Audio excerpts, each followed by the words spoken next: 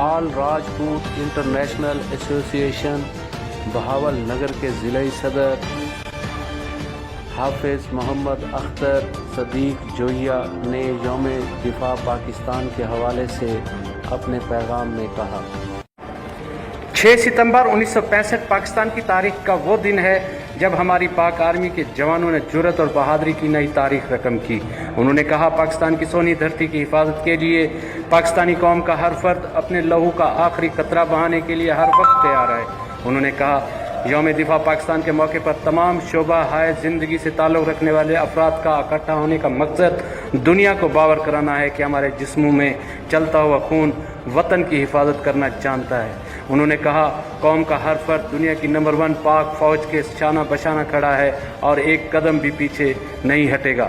उन्होंने कहा, हम पाक फ़ौज के इन शहदा को सलाम पेश करते हैं जिन्होंने मुल्क की सलामती के लिए अपनी जानों का नजराना पेश किया।